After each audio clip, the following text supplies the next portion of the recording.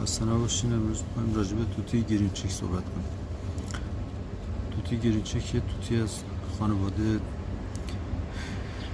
ریزروسه و داره تنوع رنگی بسیار زیادی است.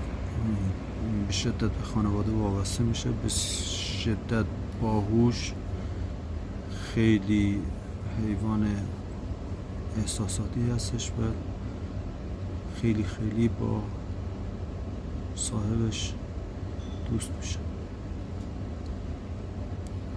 باید رژیم غذایش حفظ بشه، سبزیجات فیبر فراوان از